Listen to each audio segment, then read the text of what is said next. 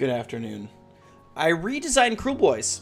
I did this a little while ago just for fun, and I wanted to share my thoughts with you and see what you think.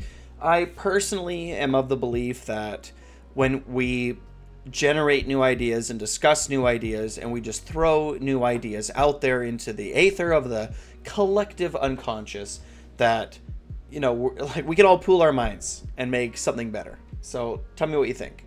Okay, so everything that's been redesigned is in green. So the Kruleboyz WA changed. So once per battle, at the start of the combat phase, when you pick a friendly Kruleboyz unit to fight, so instead of it being the general, it's just any unit. This could also say hero, and that would be fine. It could also say general. You can say that you're calling the Kruleboyz WA. If you do so, pick 2 other friendly Kruleboyz units that have not yet fought in that combat phase. Those units you pick to fight, or can fight one after the other in the order that you choose. So it just removes the necessity of it being the general, and that's really important because and you'll see this later on, that it opens up other units to be the general, like the Swamp Calla Shaman, who right now you just can't pick as the general, because then you don't ever get to WA. You just don't get to WA if you pick the Kruleboy general, or if the Swamp Calla Shaman is your Kruleboy general, like that's it. So this is just, it could be unit, it could also very well be hero. In fact, I think that hero is actually better than unit. Venom encrusted weapons stays the same. Dirty trick. You can pick 1 dirty trick for each Kruleboy hero in the army. So this is just letting you pick a lot more dirty tricks. It means you're going to get to pick 6 a lot of the time. But we're just going to make them better. So noisy racket stays the same. Super sneaky becomes a dirty trick. One thing that you'll see in this as a general theme is that I've taken, and I've said this in videos before, but I've taken a lot of things that were working in Kruleboyz and just built them into the core rules, right? So super sneaky, you get it as a dirty trick. There's no dice rolls, you just get it. Lethal surprise, so it's a 2-up instead of a 4-up, and it's within 3 inches of the terrain feature. So lethal surprise just gets a buff because it still is on. You still need to roll a 2-up, and then you still need to roll a 2-up, and then it's still a d6. So there's still 3 dice checks, but they're a lot better. So you're more likely to get at least something coming through. It sucks when your opponent just doesn't stay within an inch of the terrain. Yeah, it's dumb. Mistwalker. Friendly Kruleboy units are not visible to enemy models that are more than 12 inches away from them. Again, I'm just building stuff that exists into the army that is already working. Disappearing act. So just change the die roll to a 2-up. We're just going to make these more consistent. You still have to roll over the greater than the unit's wound characteristics. So, you know, if it's a 3 wound, you're still looking at a 50-50 chance that it fails. So, and then covered in mud, again, I'm just changing the roll to a 2-up. I'm just going to make these rolls more consistent in general to buff them. So suddenly dirty tricks in this iteration anyway feels a lot better. You're going to have a lot more of them, and they're going to happen more consistently. So suddenly it's like they're good all of a sudden. Okay, sub-faction. So Big Yellers. Bolt Boys are battle line in Big Yellers. I don't know why that's not different. So why is this highlighted? Bolt Boys are battle line in Big Yellers, but they are already. Okay, so that's fine. Okay, new sub-faction. Because Grid and Blades, we took the best stuff out of Grid and Blades, so we have to make a new one. Slitta's Gang. Friendly Hobgrots gain the following ability. Kaboom. At the beginning of the charge phase, you can say that a unit of Hobgrots will pull depends. If you do so, at the end of the charge phase, roll a number of dice equal to the number of Hobgrots within 1 inch of an enemy unit. For each 3-up, deal 1 mortal wound to another enemy unit within 1 inch. Afterwards, that Hobgrot unit suffers 5d3 mortal wounds. Hobgrot units can only use this ability if they did not shoot in the shoot phase, and Hobgrots are battle line. So this is a Hobgrots sub-faction. It's a Hobgrot sub-faction. Your Hobgrots can be battle line, and they get to pull depin and run at you. And 5d3, you'll notice, is on average 10 wounds. So on average, your whole unit of Hobgrots will die. But instead of getting to make their attacks at, I believe their attacks are like what, 3301, if I remember correctly. I'm just gonna double check here really quickly. Hobgrot Slittas, I believe their attack is 3. No, yep, nope. 4-3-1-1. So it's 4-3-1-1. So instead, it's like on a 3-up, they deal a mortal. So a little bit more mortal wound generation, and they're just gonna charge in and blow themselves up. They get to, I don't know. I just thought it was fun. The important thing though is that Hobgrots are battle line. Like you don't have to use this ability, you know. Like you can just keep throwing. Like if the ability turns out to not be what you're looking for, then you're able to actually just to just unlock Hobgrots' battle line. They can't run and use this ability, right? So it's like a move into no shooting into a charge, but it should be pretty easy to get 10 of them, right? Or let's say you get all 10 in, you're gonna deal like 3 or 4 mortal wounds. It's just a little bit of a thing. Okay, Crawly Swarm. When an enemy unit is picked to fight, roll a die if it's within 3 inches of any friendly Skullbugs unit. Add 2 to the roll if that enemy unit is within 3 inches of any friendly Skullbugs monster or mounted unit. So it's not just for monsters, it's also for mounted units. So this is for Break-a-Boss, this is for Gnashtooth, this is, I think, just primarily for them. But they get to be included in this. On a roll of a 2-up, subtract 1 from hit rolls for attacks made by that enemy in that phase. So, yeah, it's just -1 to hit rolls for enemies that are close to Skullbug units. You take that. This is sort of like the Gutrippaz sub-faction, right? Because Gutrippaz are always battle line, but this is kind of the thing. It's like Gutrippaz are going to get -1 to hit against them, and then all of these mounted units and monsters are going to get -1 to hit against them, and then the Gutrippaz, if they're within 3 inches of any friendly Skullbug unit, if it's a monster or a mounted unit on a 2-up, they're getting an additional -1 to hit.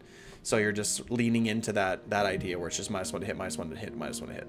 So Lore of the Swamp doesn't change because it's amazing.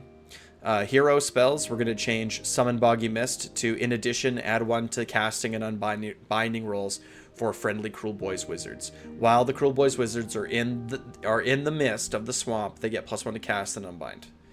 I feel like in Kruleboyz, if you give them some way of getting +1 to cast and unbind, that it will help a lot. And I feel like Summon Boggy Mist is such a flavorful ability that this is just like kind of a no-brainer. Okay, command traits. We removed the Kill Boss, Snatch a Boss, and Break a Boss only. So now these are for any hero. It's not just for Kill the Boss, Snatch a Boss, and Break a Boss. Yeah, and so Slippery Scumbag and Egomaniac stay the same. We did lose Super Sneaky, right? So we're gonna add a new one, Master of the Mist. Once per turn in the enemy combat phase, after an enemy has made a charge roll, including any rerolls, but before the charge move has been completed, you can choose a friendly unit wholly within 18 inches of this general and say that they are shifting in the mist. When you do so, you can roll 1d6 and subtract that number from the opponent's charge roll. The opponent must use this new number. So your opponent rolls at you to charge at you, and you just get to subtract 1d6 once per turn from their charge rolls.